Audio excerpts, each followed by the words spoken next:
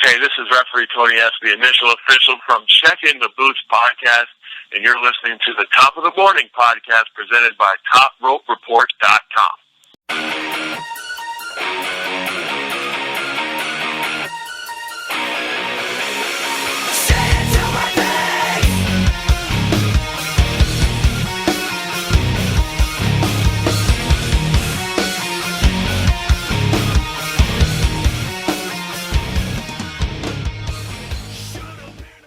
Hello and a good morning to you once again. My name is Eric Ames and this is Top of the Morning Podcast presented by TopRopeReport.com. We are all the way up to episode 7 this week. I don't know how on earth that happened, but somehow it did, and we definitely appreciate everybody listening to the show. So this week, our guest is somebody who you've heard me giving some shout-outs to over the past number of weeks. His name is referee Tony S. He is the co-host of the Checkin The Boots Podcast with Chip K. Fabe, and they are available every Saturday mornings on all major platforms, including iTunes. And he is also an independent wrestling referee who you can catch in the New England area for promotions like Chaotic Wrestling. So I got to know Tony basically over social media over the past couple of months, and had the opportunity to meet him in person a few weeks back, and have been really enjoying their show. The first podcast that I ever really started listening to be honest. So he was kind enough to give us some time tonight and do a little cross-show promotion, speak about what it's like to be a referee, some of the duties of a referee that people don't really understand, how he got into the podcast game, all kinds of good stuff. We talked some sports. Of course, the Cubs won the World Series this week. So very entertaining show, all kinds of different topics. So here is episode 7 with our guest, referee Tony S. Take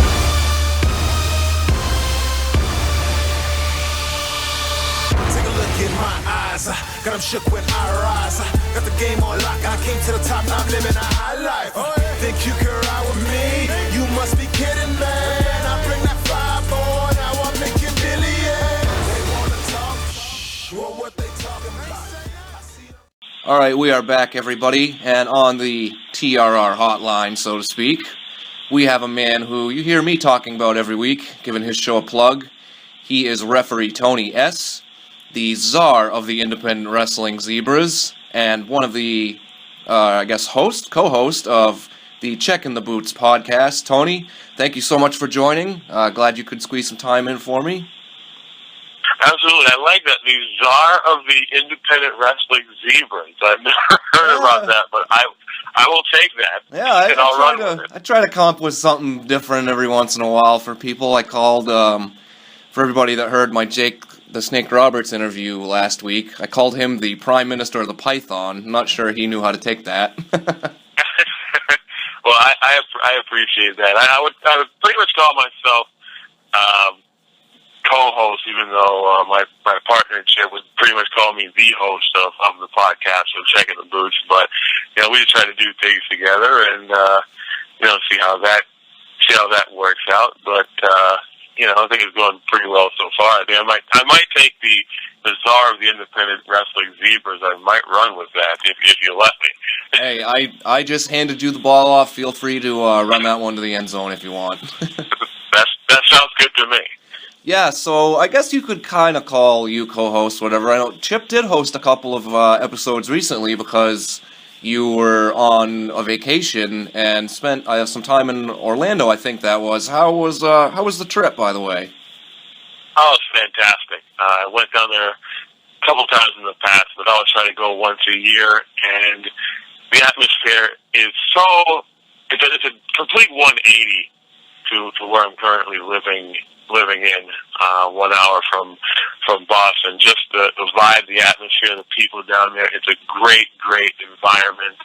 I was about 20 minutes from Orlando, but I never saw a whole bunch of smiles. Like even in the drive-thru, you can't even buy a smile in the drive-thru up here. And, they were just, flying around all over the place, and it was just an easy-flowing atmosphere, great weather, and, definitely going to plan on hitting back that in the next couple of months. Yeah, I used to live I lived in Florida for a number of years, but I lived in Orlando right off of I-Drive or Independent Drive. Most people that have been to Orlando have been to that area, which is where you can find Universal Studios. But I lived right off of there for, I don't know, probably 7 to 8 months, and I was 21. Yeah, let me tell you, it was a good time, to say the least. Definitely. I mean, Universal Studios, the most expensive one-day pass probably in the history of theme parks. Yeah. What we used to do, we used to get, because we lived there, we would get for the year-round, which was, I think, like 4 times or maybe 3 times the price of a day pass. So it was like, well, hell yeah, why wouldn't we just spend 3 times that, and we can go whenever we want, especially for the Mardi Gras, which is always good. Halloween Horror Nights, always a good time.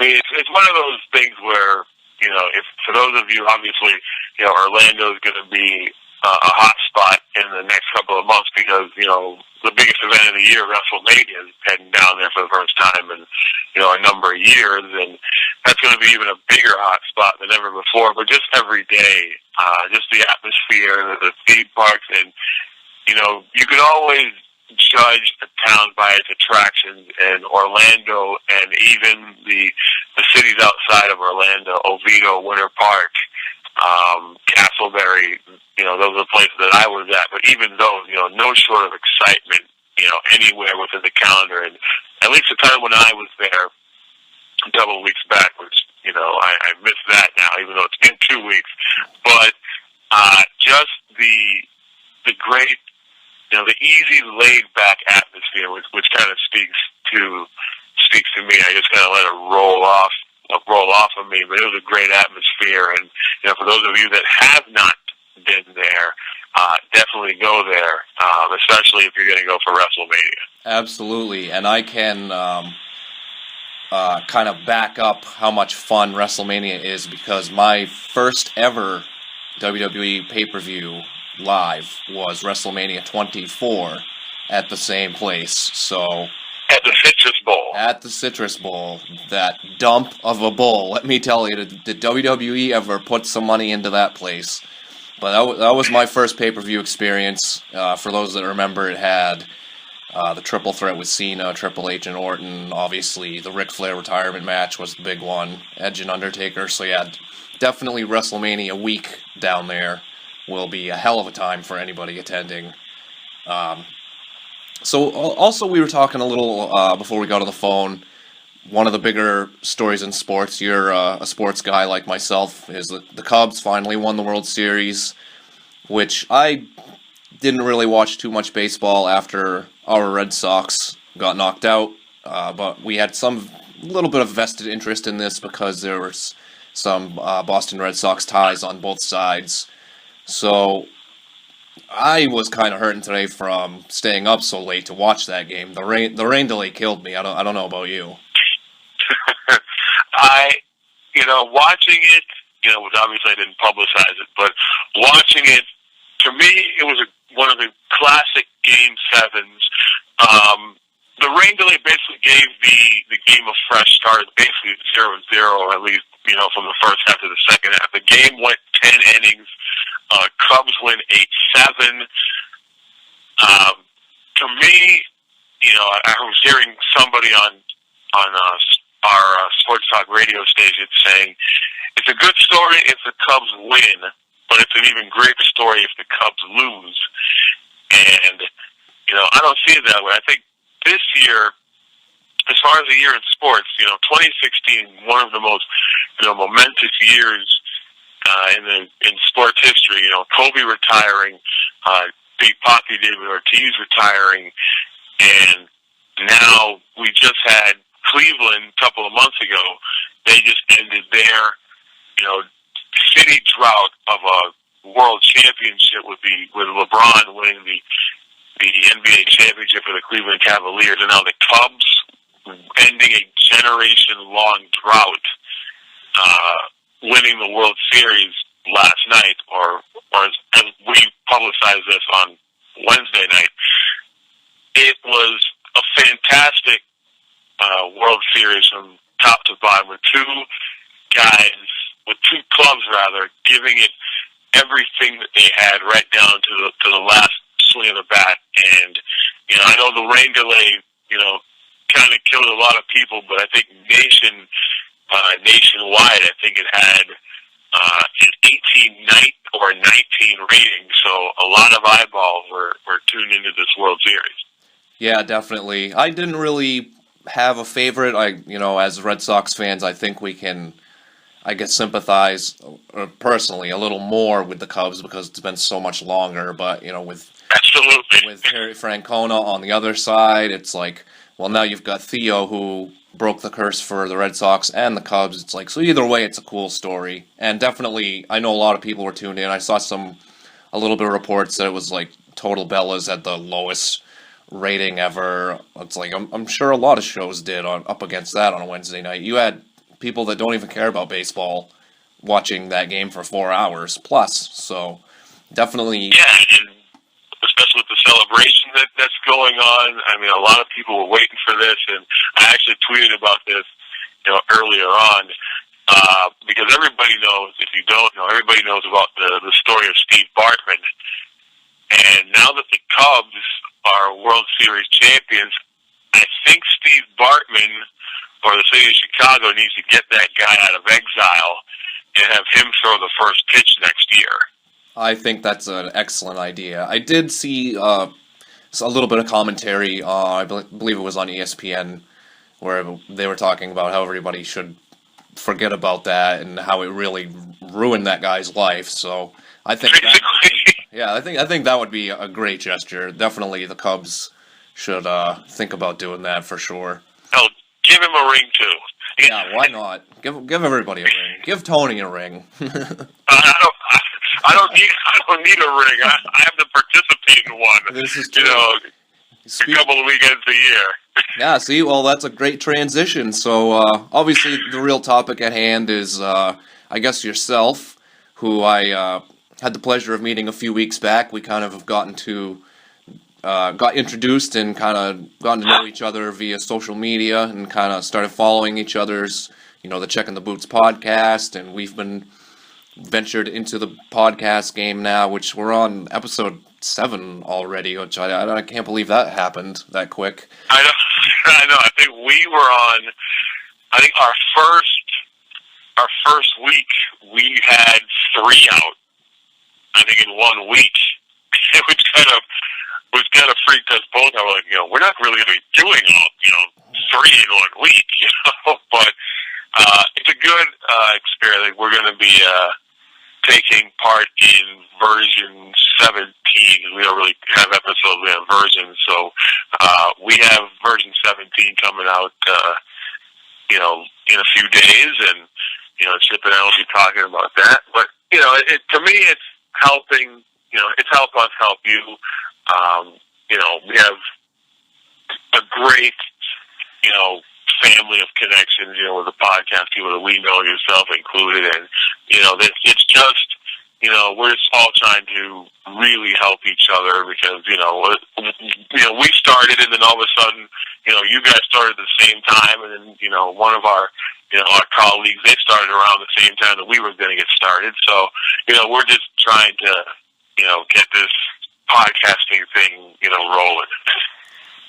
Yeah, so I was going to touch on this a little later, but now that we're already talking about it, we might as well keep talking about the podcast. So for us, for me, it started out almost as an experiment. I happened to get an interview with Headbanger Thrasher right after they made their return on SmackDown, and he was kind enough to kind of let me experiment with it and use the audio, and it turned out good, and then it just kind of morphed into what we have now. So how did the Checkin The Boots podcast kind of come about? Because obviously you're a wrestling referee.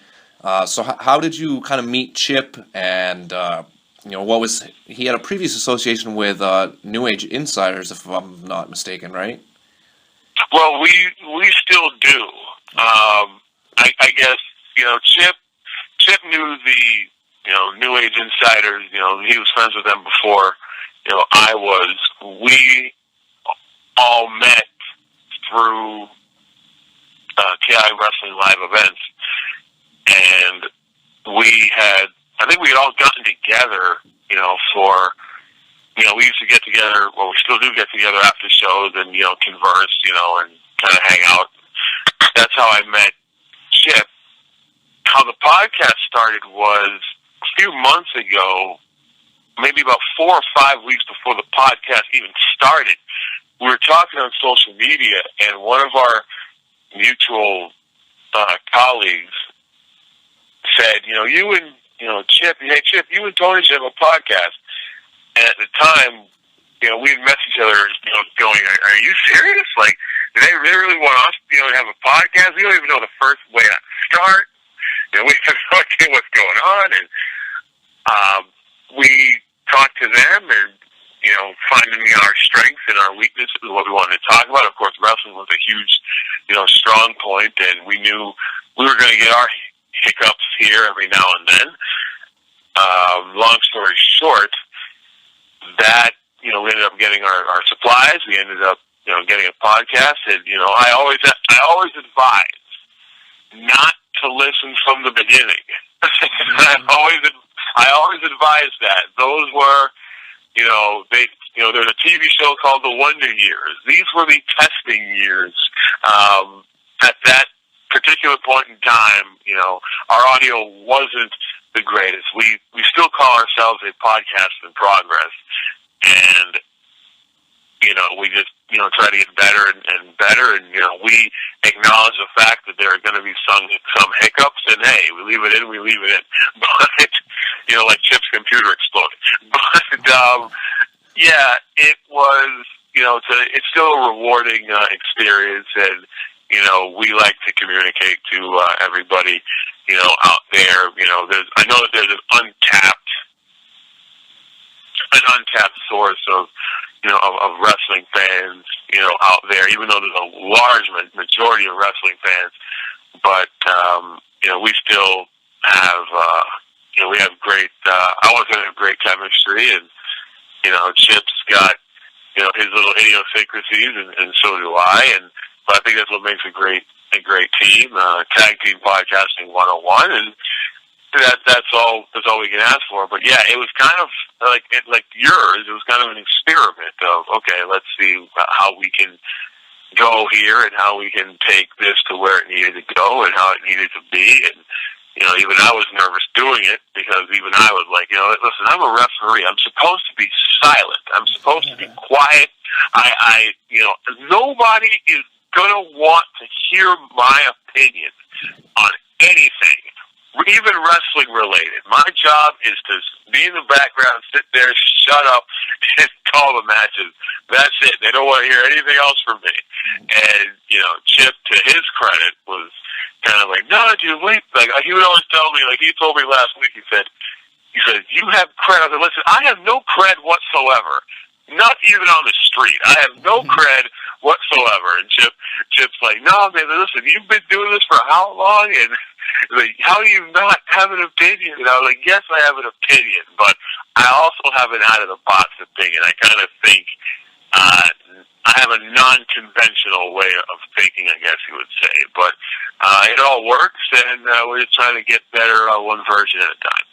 Yeah, one of the things I think that makes you stand out, and I've actually said this in conversation to a couple of other people before, is you really have a great, I guess if I could put you over, you have a great voice for it. Not like I want to say it's almost like a Morgan Freeman kind of a thing. Not like you're Morgan Freeman, but like it's, I don't know, something about the something about the voice. You know what I mean? It's not like you talk like this, or not like that kind of Morgan Freeman, but like it's very distinct, is I guess what I'm trying to say.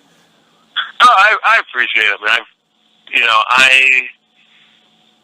I don't even know how to describe it. It's just part of who I am, and sometimes I remember Jake the Snake said this in a wrestling promo leading to, I believe it was WrestleMania 3, and he said, no, he was on Tuesday Night Titans, and he said, I could, a lot of guys can come out here and, they can go out, they can scream and holler, but, I think I get my point more across if I, talk like this and everybody can hear it. Other than me, I guess you want to say in an authoritative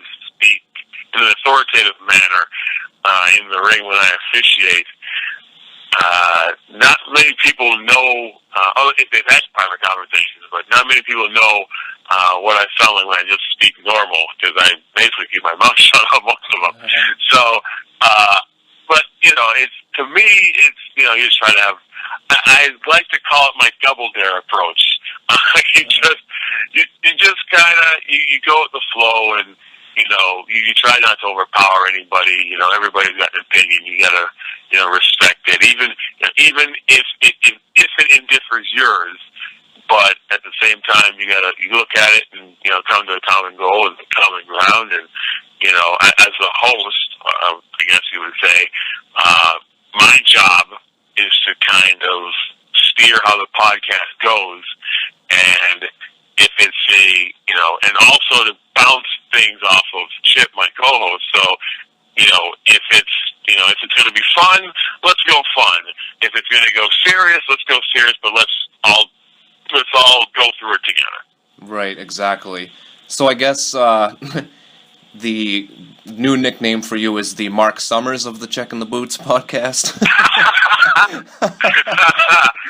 Well, listen, all I'm going to say is now that you said that, there is a little bit of a surprise in version 17, our next episode, that is Double Dare related.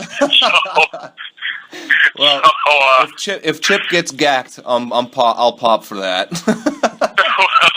Well, listen, we need. Let me steal Marc Summers. Where's Robin? I need Robin. Where's Robin? I think we're showing our age, because some of our younger fans are going to listen to this and say, "Who the hell is Marc Summers?" just for the record, yeah. Go on Daily Motion and YouTube, because Marc Summers, for people like us, made our childhood. Yeah, Legends of the Hidden Temple was a show long before it was a crappy Nickelodeon movie. It was a crappy game show before then. Yeah, I mean, hey man, when a lot of people thrived on Nick Arcade and Guts and Double Dare and even Figure It Out. So, oh yeah, really. So hey, we may be showing our age, but like we said, like last night, and I'm being 100% serious.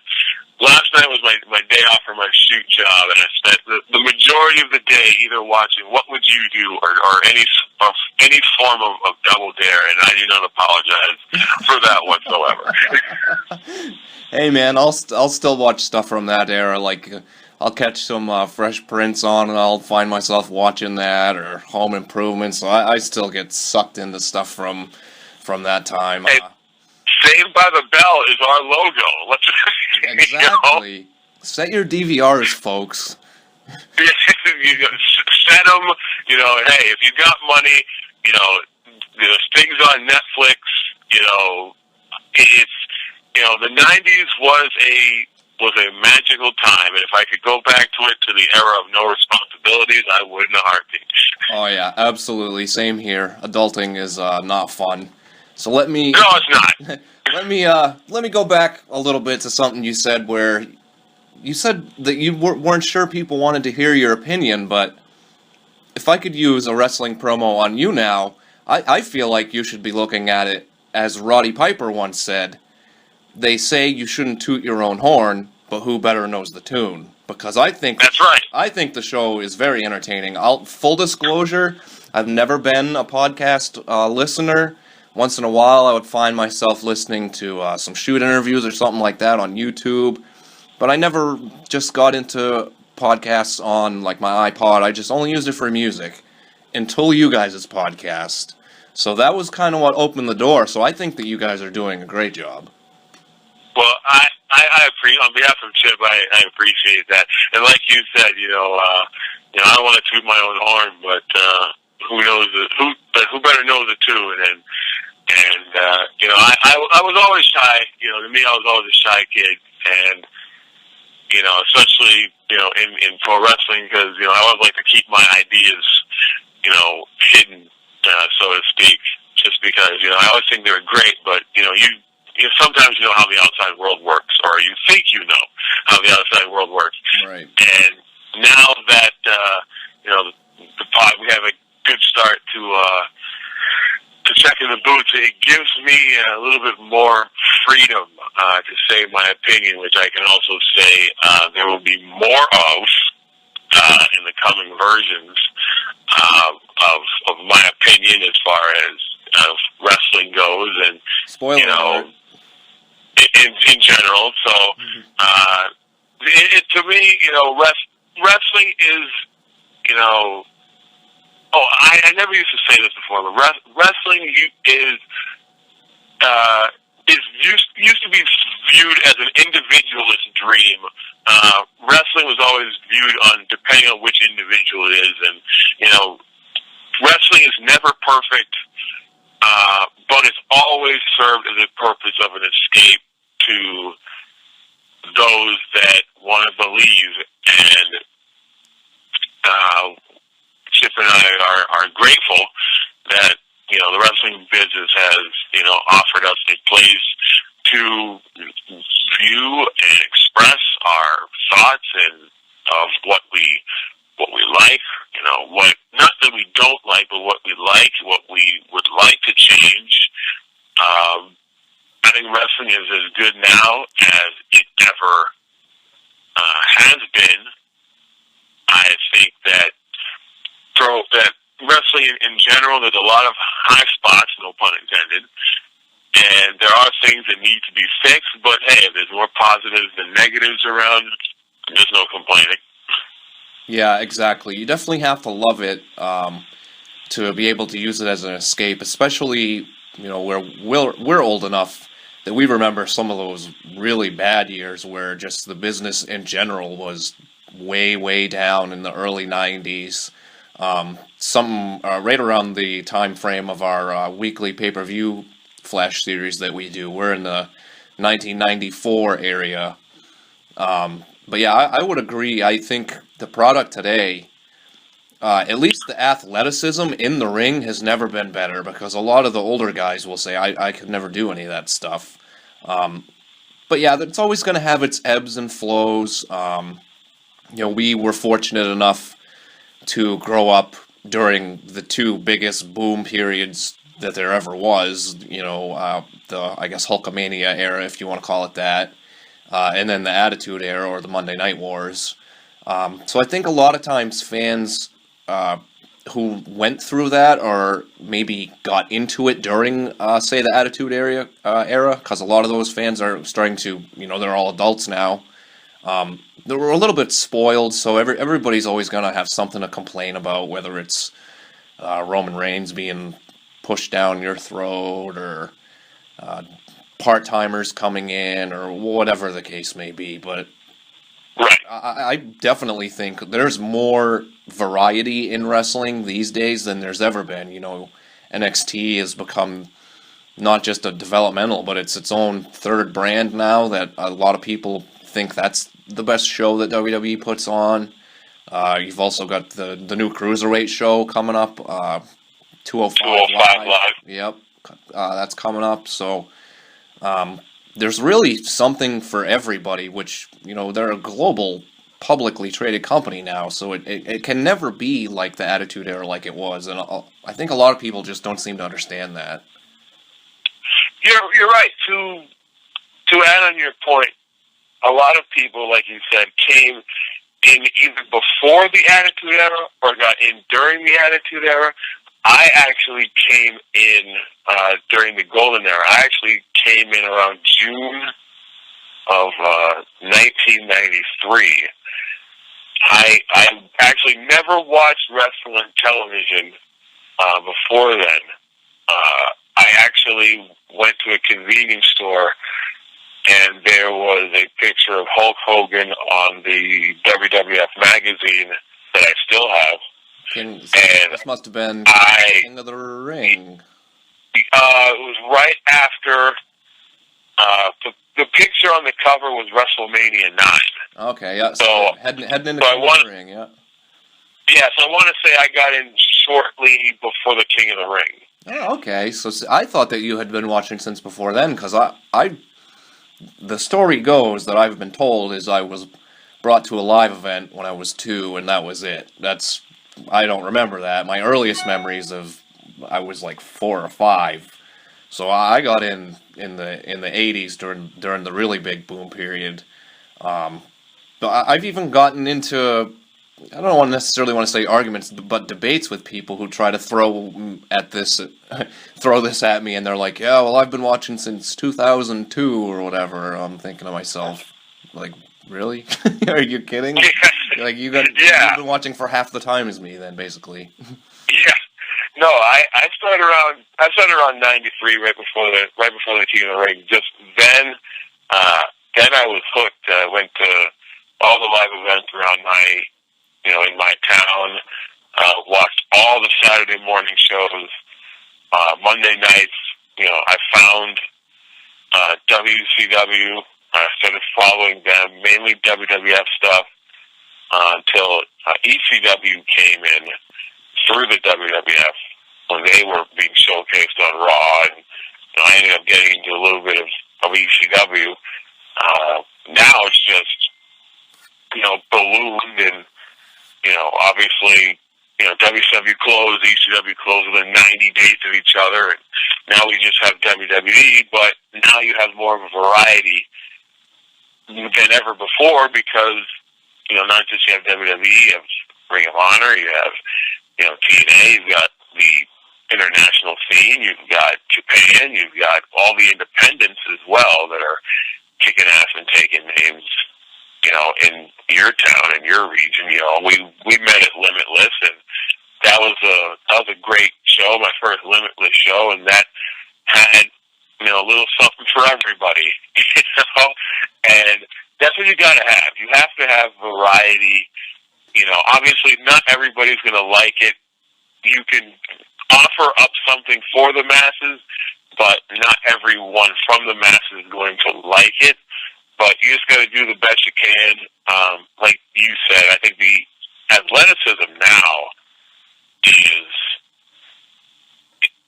the athletic competition. It's getting back to what it was when it was the Ruthless Aggression era. It's competitive. It's hard hitting.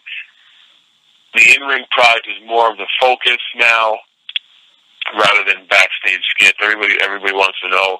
It seems like everybody's invested on who's gonna be the champion, who's gonna be the number one contender. Why aren't people getting title shots?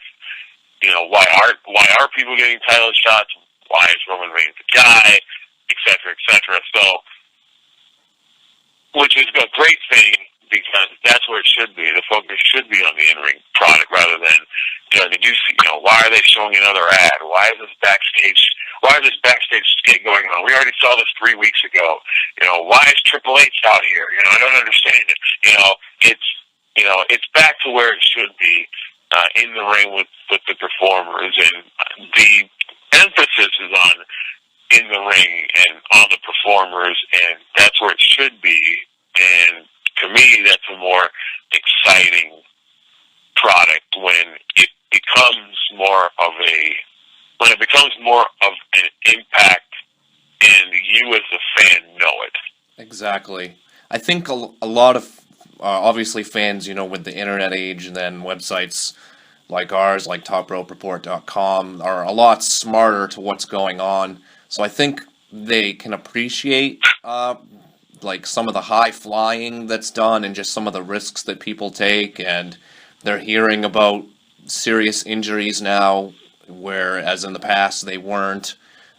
So kind of the legitimacy of not necessarily the sport, but the sport aspect of it, I think that has a big effect on it as well. You know, if people nowadays, I feel like more back in the day, you know, I could go to a match or a live event with my dad, and he'd be like, "Oh, well, they know how to fall," or "That's not really," you know, kind of the mindset of like they're getting slammed on a trampoline kind of deal, where people are a lot smarter nowadays and they know the risks involved. That's not what a ring is made of. Yeah, exactly. Every bump hurts, and you know the ropes got steel cable in there. People are just a lot smarter and wiser to what's actually happening now. You can't, you can't pull the wool over everybody's eyes. But I do. You're right. I think a lot of people are smarter and they're cognizant of the fact that obviously there's going to be some naysayers. Obviously, think that wrestling is still the dreaded F word, but I think that as fans, we know the risk that the athletes are taking, and we're cognizant of the fact that, you know, there are things that are going to happen that are going to be unfortunate, that injuries might happen. You know, it could happen. We might actually witness it. But I think we appreciate them more for just going out there. And some of us, you know, we want to be in there and we can't. Exactly. And we appreciate them for it, just for having the balls to do it, and to do it every night, twice, 3 times, maybe more a week. Yeah, definitely a lot of respect is shown. And you brought up the dreaded F word. The funny thing about that is the same people, for example, when The Undertaker's streak was broken, it was, you know, completely shocking, and there was a lot of, I guess, the naysayers, like, oh, who cares, you know, on social media, that's so fake. But then those same people will turn around, and on a recent episode of The Walking Dead, which I don't know if you watch that or not, I do, a character dies, and then they're all up in arms about it, and it's like, are you people stupid? What we're watching is a lot more realistic than what you were just watching, you know? I just find that so ironic. I know, you know, hey, you know, I've seen people get cut open legitimately, and Hollywood didn't have anything to do with it. So, exactly. You know, I don't understand, you know, the difference of it. You know, I guess the dreaded F word is left to people's imagination, but hey, in my book, there is a lot more realism in professional wrestling than most people think, and I think a lot of people just need to open their eyes to that fact. You know, let's look at professional wrestling. When Vince McMahon Jr. took over, you know, he labeled it, you know, started using the phrase sports entertainment. To be fair, wrestling, you know, yes, it had parts of its entertainment aspect, but the sport is inside the 20 by 20 ring. That's a sport. Right. There's no sport whatsoever about shows like, you know, The Walking Dead or anything like that, or in the movies, like Harry Potter or Fast and the Furious. It's all for entertainment purposes. So the question is, where is the realism? The realism is, you know, inside that 20 by 20 ring with ropes with steel cable, with canvas and plywood that a lot of people call, you know, the dreaded F word. That's what the realism is. Exactly. Just to kind of add on to that, I think from a fan perspective, the realism and where the similarity is with a show like Walking Dead or something like Game of Thrones, which I personally don't get into, but I know it's still wildly popular. But it shouldn't matter what it is because the realism of that emotion that it's invoking out of you is the main aspect, and that's where, you know, the entertainment part of pro wrestling comes in. I do believe Vince only called it sports entertainment, though, to get out of some athletic commission stuff originally, if I'm not mistaken. So I don't know how legit that was. I don't know how legitimate that is. I don't know how legitimate that is either. But how I took it, the way I see it, even though professional wrestling used the term, all the four major sports, NHL, NFL, NBA, Major League Baseball, they are considered, even though they don't take the same risks that professional wrestlers do, they are considered, in my book, sports entertainment, because they are sports just like WWE is, and therefore are entertainment. Yeah, what's more entertainment than the NFL and all the billions of dollars that they rake in? Oh, yeah. All their billions of dollars, everybody's raking hand over fist, but as fans, we are patrons. We're paying to see, something good and something incredible. And sometimes you don't get that. If you're going to, a game with the two worst teams in the NBA, you're going for a ticket, but are you really going there to be entertained even though the team sucks? Exactly. or are you going to be a fan to WWE where you're going to see, in a 3-hour show, let's say on SmackDown, okay, so 7 to 10, or 7:30 to 10, so 2.5 hours, you'll see 7 matches, you're going to hear, let's say, let's use Mohegan Sun as a backdrop, 5,000 people going nuts for Dean Ambrose, or nuts for Seth Rollins, or ape-ish for John Cena, or Roman Reigns, or for the Hype Bros, or American Alpha, or Kevin Owens. But you'll see that, and you'll notice the passion in them, and that's, to me, what draws you in as a fan. That's entertainment. What draws you in to be somebody that you can go down the street, and say, hey, I'm a pro wrestling fan. Like, you'll go to WWE live events and you'll see people from all ages wearing all different types of merchandise. You'll see grown men wearing Sasha Banks glasses, and they're not ashamed to say they're professional wrestling fans. Exactly. That's like if somebody walked up to me and said, "Hey, I got tickets to the 76ers and the Bucks game. You want to go?" It's like, no, I think I'd rather go to the live event. Yeah.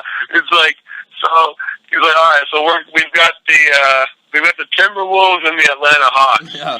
or we've got SmackDown across the street. I'm going to go to SmackDown just for the fact that I'm going to be in a place where ticket prices aren't astronomical.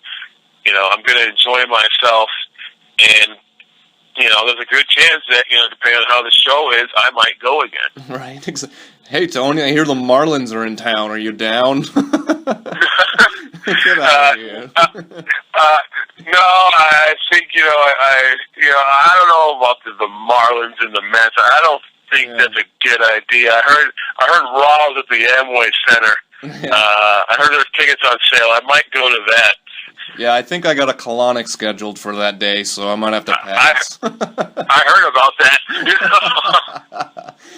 Oh man! All right, so let's. We didn't really touch on this too much. We kind of just been shooting the breeze, really.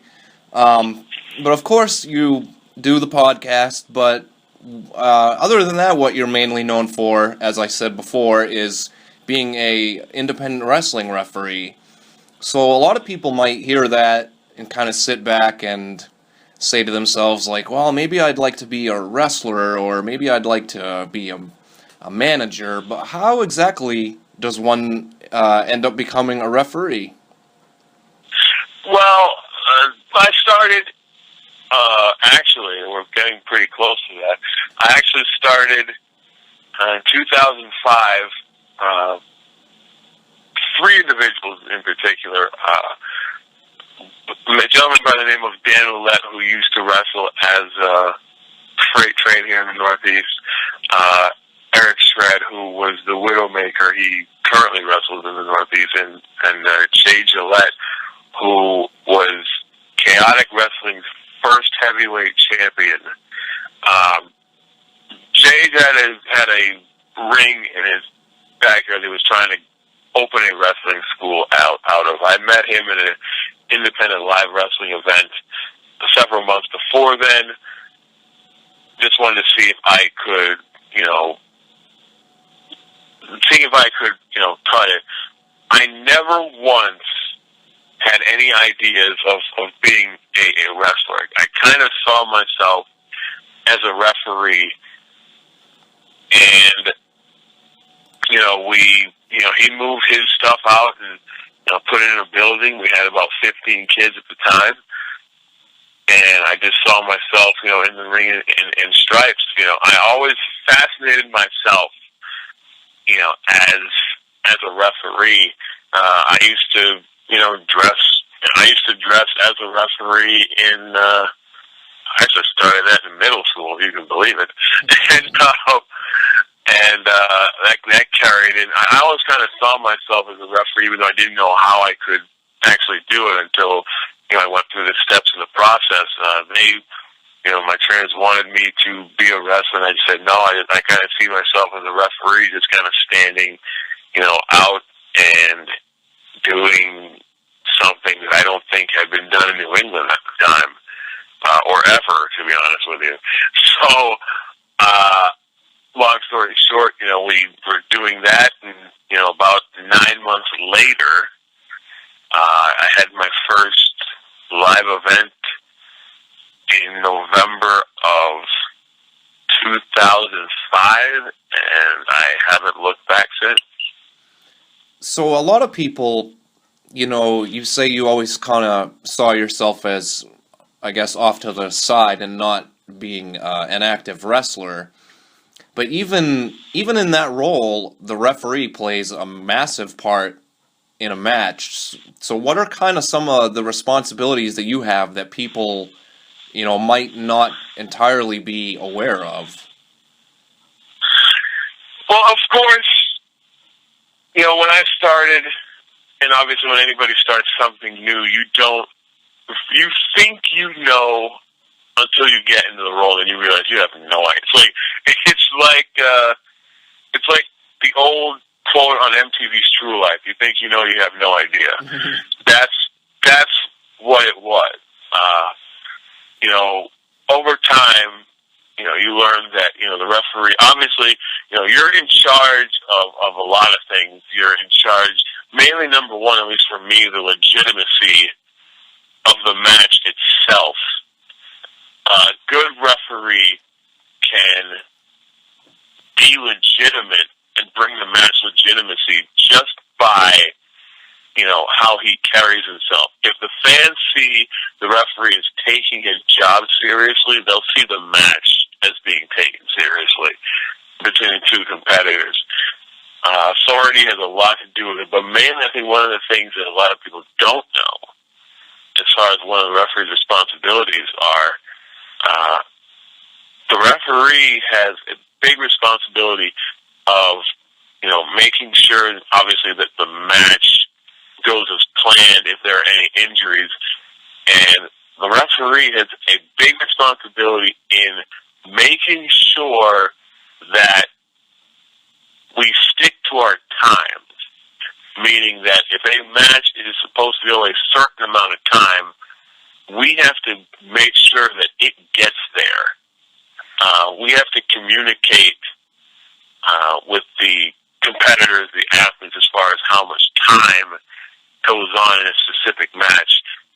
Obviously, let's say a show starts at 8 o'clock, there's 8 matches, so we have to make sure that whatever match was given a specific amount of time, we have to make sure that it stays there, because we don't want to take away from the main event, because the main event is what everybody wants to see the most. That's what's anticipated. We want everybody to get to see the main event and an equal showing of the main event. We don't want to take anything away from that. That was one of my biggest learning curves as far as a referee. As when I was, coming up, I had no idea that, they did a lot of things like that. You would think that, the referee's job is only to count to 3, but no, we have, time cues and, making sure that, the guys have their proper cues. We want to make sure that the guys are there for their, particular spots. We're kind of the accessory on the salad. We're not the main ingredients, but we kind of help, piece it together. We're also, in charge of getting, let's say, I don't have a match, but, we're also in charge of making sure that, who's on deck. You guys are all ready to go. Is there anything you guys, need anything out there? There's a lot of little things that referee, but I think the biggest one is time cues. We're responsible for making sure that the show, runs smoothly, because sometimes, promotions could get fined. If a building wants to end the show at a specific time, we have to make sure that it ends at a specific time. That way, ring crew can get in and out. No damage to the floor. So it's just a lot of things. I think the biggest thing is time cues. We're, like, you ever notice how, WWE always ends their shows on time. Mm-hmm. And that's because, the referee has a lot to do with it. The timekeeper does too. But if they don't relay the message to the referee will never get the message to, the competitors, the athletes in the ring. Obviously, if there's something that, they want to see, the referee as far as, all right, we got this to do, then yeah, like we're the communicators. We got to make sure things are being communicated from one individual to another, and especially in tag team matches. Tag team matches, a lot of blind tags, quick tags, you got to be there for those. If there's any messages that need to be relayed from, from one of the teams to the other one, just to make sure that everybody's on the same page, and we're the guys to do it. We just, obviously we just want to make sure that everybody's in, out, safe, and the show ends on time, and everybody's happy. Yep, that's what I would have said too. People don't realize, sometimes you might have to make a judgment call. Like, you could see someone get knocked out right in front of you, and like we said before, these guys are tremendous athletes, and it takes guts to do what they do, and they'll keep going until they can't go anymore. So you might have to step in and possibly stop a match, which we've seen happen in WWE a lot more over the last few years with the real revelation of how serious concussions are, but also the timing aspect, because even at an indie show, if you're not on television, so you obviously, it's not like Monday Night Raw where you got to be over by 11, whatever it is. They always run over anyway. But you might only have the building for a certain amount of time too, so you can't go out there and have every match be going 20 minutes and then your main event's going 30, because it's got to go longer and is the attraction that most people have come to see. But yeah, even just the smaller stuff that you mentioned too, like if you're not in the ring that night, getting people ready backstage. There's a lot that goes into it, and I think a lot of people never really realize that. There's a lot to be said for a good referee, and obviously you're one of the better ones in at least the New England area that I know of. I think one of the other things, and I thank you for that. I think one of the other things that we do, a lot of people don't know, when they construct the ring. Let's say the opening match is out there, because other than the ring announcer, we're the first people that legally get to go in the ring, and we're kind of checking everything out. So let's say in the on the canvas, if there's a high spot in the canvas, we have to tell the guys that, because we don't want, the guys to trip, because if they trip and they sprain an ankle, they blow out an ankle or a knee, and we didn't give them the message, we could be in serious trouble. Mm-hmm. Yeah. So we gotta make sure, for baseball terminology's sake, we gotta make sure the playing conditions are safe, if that makes any sense. No, that makes total sense. A lot of times, people setting up the ring at indie shows especially are people that are training to wrestle, or maybe it's somebody who just started and doesn't really know what they're doing. So that's definitely a pretty important part too. It's like in the NBA, you can't be going out there with wet spots on the court. Right, exactly. And, we do, even though you don't see it, there are times that we do make judgment calls. If a person didn't kick out, that's a judgment call. If a person gets injured and they can't compete, we have the ability to stop the match, and we will get backed up on that. That there's elements of realism, and there are people that get black eyes, and they get knocks on their head, and other injuries, some less serious than others, but the main part is to get everybody in, get everybody out, and get everybody safe, because hey, we all got families, we all got bills to pay, we don't want to get hurt. Exactly. All right, Tony, we're going to get ready to wrap you up here. Before we get you going, I wanted to touch on the big story of the week this week, which obviously Hell in a Cell was this past Sunday, and we had the first ever women's Hell in a Cell match, which ended in shocking fashion with Charlotte taking back the Raw Women's Championship, which now we learned today that Vince McMahon made the call at the last second to swap that over, or maybe not necessarily the last second, but earlier in that day.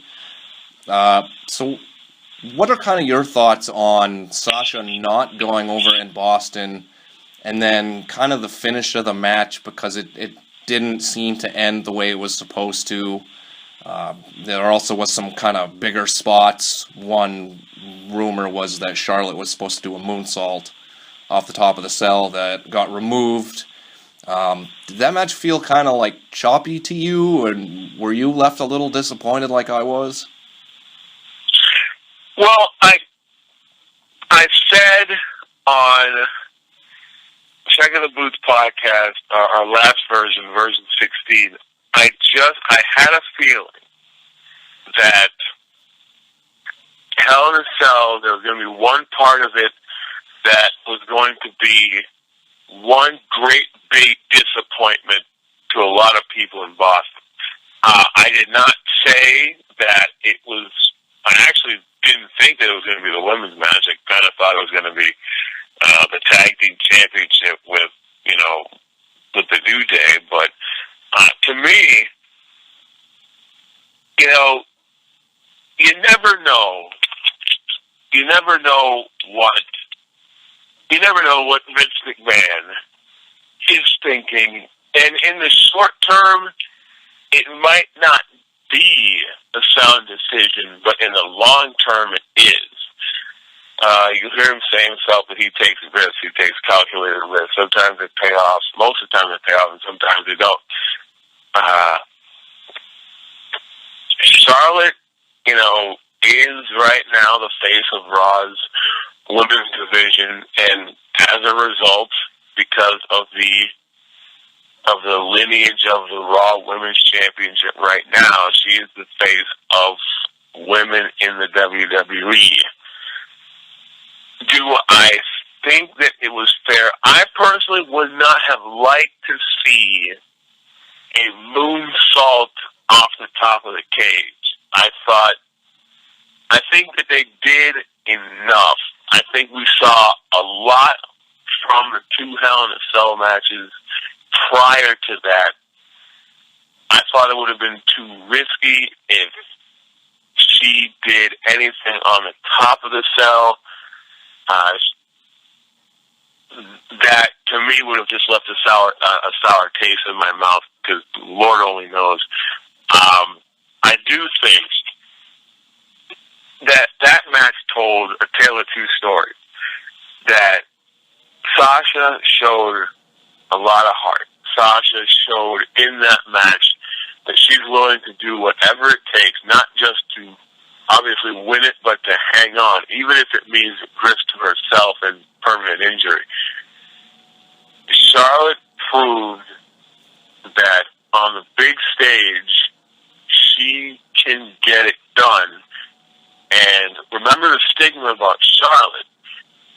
Charlotte, with the exception of the triple threat match, which you can, at the last pay-per-view that they had at Clash of Champions, which you can kind of, say that was a victory, but there was a little bit of stigma about Charlotte. Can she retain or win a championship by herself?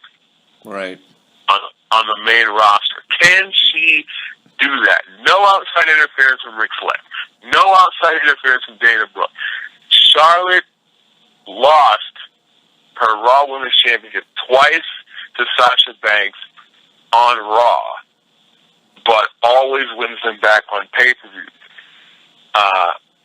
Charlotte now not only has beaten Sasha twice for the championship on pay-per-view, but has beaten her twice by herself. That adds to Charlotte's legacy, the fact that now she's 14-0 on pay-per-view, 13-0 in championship matches, and here's the interesting thing. The bigger story is the fact that Sasha, to my knowledge, has not successfully retained the Raw Women's or the WWE Women's Championship. She hasn't retained the championship since back when she was NXT Women's Champion. You are correct. You are correct. So the fact is, the stigma now is on Sasha. She can win on television, but can she win on the big stage on the main roster? So statistically, the answer is no. Because Charlotte used her surroundings. The one thing that Sasha didn't do, that Charlotte did do, was used, especially in the beginning with the attack, was use the surroundings against her. Charlotte used the big moment of the fact of the cell coming down on them as a way to get a legal advantage in the match, and exploited the fact that Sasha had a bad back. You never know if she was cleared to compete or not, because it was never really stipulated. But used it to her advantage, did as a heel would, beat up somebody to the point of forfeit, and Sasha, to her point, came back and made a hell of an effort. Sasha proved that she can hang with it, and and be at the top of the scene. Charlotte proved that she is one of the top superstars, male or female, at least in-ring competitors in WWE. And when Charlotte loses that championship on pay-per-view, it'll be a big deal. Yeah, The question now, which I'm going to ask everybody on CTV Podcast, I can elaborate more, but the elaborate thing is, where does Sasha go from here? Yeah, that is a great question. I think you brought up some great points about that, where they kind of took, like you called it, the stigma, and swapped it over to Sasha, because to me, I think that we might not see her for a couple of weeks, and then she'll kind of just hang around. But I think you're kind of setting her up down the road now, possibly at WrestleMania, whether it's a one-on-one or a triple threat, however they do it, to finally get that big win that everybody thought she was going to get last year. And to be fair to the match, I think, this whole women's revolution, or whatever they're calling it now, it really kind of launched big time after Bayley and Sasha at TakeOver Brooklyn last year. And while that was really good in propelling the women to get more time and be able to have actual good matches, and not only this kind of pillow fight crap that we had for a long time, the issue with that is now every other big women's match is always going to be compared to that one. And I don't know if that match was one of the best matches, men or women, that I've ever seen. So that's going to be hard to top. Exactly. Especially now in recent WWE history, where everything's going to be put on a list, everything's going to be compared to, and let me, to elaborate my point on Sasha, to our point, could it be possible that Sasha, let's say, she does take some time off, could she have a whole new attitude? You never know. Maybe could Sasha get her edge back, get her swag back, and be ruthless and aggressive and maybe cutthroat? We'll find out. But to your point, the women's revolution made great leaps and strides. We don't have a Divas Championship. Thank heavens for that. Yes, horrible. Which to my, I printed a pre-article about it, that the Divas Championship was created and basically devastated an entire division. And now, because it was never going to be taken seriously with a butterfly, platinum, and blazing championship belt, but now you have, a women's championship equal with the male as superstars. They're no longer divas; they're superstars. Huge plus on that. The Sasha and Bayley match elevated the women because that was the first main event on NXT that was considered a major show. Now we have, the first women's Cell in a Cell match. First time women main evented a main Raw roster pay-per-view. That was a single brand pay-per-view. Here's, the other question is, there's a big difference between main eventing a Raw pay-per-view and main eventing a pay-per-view like a SummerSlam or a WrestleMania or a Royal Rumble or a Survivor Series. That's going to be the bigger challenge. They can do single-branded, but can they do the Big Four? Could a women's championship match main event a WrestleMania or main event a Royal Rumble? I love the Iron Woman match. I would love to see them. I would love to see them switch up matches. I would love to see them do like they did the Iron Woman match. I'd like to see them do 2 out of 3 falls with some sort of a time limit. Like give them Iron Woman rules with some kind of a time limit, or 2 out of 3 with a 30-minute time limit. I wouldn't, to have them do a Money in the Bank or do a ladder match of some sort is too risky. The Cell might have been the safest bet. At this point, it's an experiment. Just because the Hell in a Cell worked does not mean that a tables, ladders, and chairs match could work, or a ladder match could work, or a Money in the Bank ladder match could work. A steel cage match can work, but only because that is more controllable than a flying chair or a tipped over ladder or a table that doesn't break. Exactly.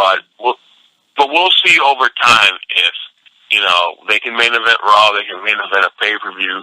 Can they main event a Big Four pay-per-view that historically puts a world championship on last?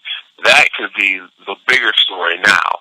But I guess, like they say, stay tuned, I guess.